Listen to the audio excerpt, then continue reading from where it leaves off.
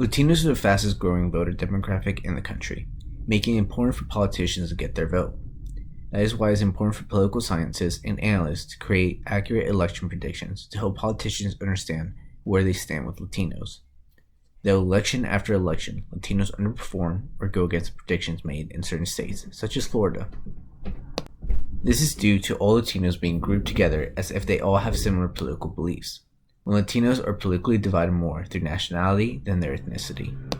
The three main Latino nationalities in the United States are Mexicans, Puerto Ricans, and Cubans, and they have quite different political affiliations. They also have vastly different immigration experiences. How does different immigration experiences affect the way different Latinos vote? Research was done through articles and interviews with Latino immigrants. The research shows that Mexicans and Puerto Ricans are more likely to vote Democrat. This is due to both nationalities facing similar oppression from the U.S. government, leading them to experience poverty and racial discrimination. Both Mexican and Puerto Ricans had territories annexed by the U.S. government after their respective wars. This led to both nationalities being placed in a second-class citizen status, which has led to racist policies such as redlining, gerrymandering, and voter disenfranchisement. During the 60s, Democrats began being the party to address these issues, specifically with the passage of the Voting Rights Act of 1965, which gave voting right protections to minorities including Latinos. Cubans face a very different immigration experience. Being a later group of Latino immigrants coming after the 1960s, Cubans did not face many direct discrimination from the U.S. government. In fact, Cubans were privileged when it came to immigration to the United States. The U.S. government created the wet foot, dry foot policy, which meant that any Cuban immigrant who set foot on U.S. soil would be given refugee status, since they were escaping communist government that took over Cuba. This privilege would continue until 2014, when President Obama would remove the immigration policy.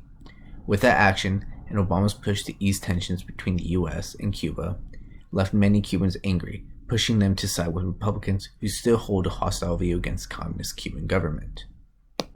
I conducted interviews with Latino immigrants to see if their own political beliefs align with that which was seen in my research. Two of my participants who were Mexican shared similar beliefs that to them the Republican rhetoric was very negative towards Mexicans, blaming Trump and other Republicans for using their nationality as a scapegoat for issues in the country. One of the participants said that even though he supports Democrats, he feels like the party still does not do enough to deal with many of the issues Latinos like him deal with, specifically with discrimination in the criminal justice system and police brutality against Latinos. Another participant I interviewed, who was Cuban, was incredibly loyal to the Republican Party. This participant thought that Republicans valued the idea of pulling yourself by the bootstrap and working for what you get. This was an important value to him due to him being against socialist government in Cuba, which gave money and work to all people. Another reason for him siding with Republicans was his fear of the Democratic Party becoming socialists themselves, specifically referring to Alexandria Ocasio-Cortez and how she calls herself a socialist. With participant statements matching up with the research, we can see how different immigration history of nationalities can affect the political affiliation of Latinos. We see that earlier immigrants such as Mexicans and Puerto Ricans tend to vote Democrat due to Democrats helping them overcome obstacles of discrimination in the 20th century, while Cubans, a later immigrant group who were welcomed with open arms, supported Republicans due to shared dislike for socialist communist ideology. Understanding these differences is important for political scientists and analysts. Without understanding the political differences of Latinos, it is hard to be able to create accurate election predictions, which in turn hurt politicians who will not know how to accurately reach out to Latinos in important battle states. Only through understanding the differences between Latino nationalities will political scientists and analysts begin to have more accurate election predictions.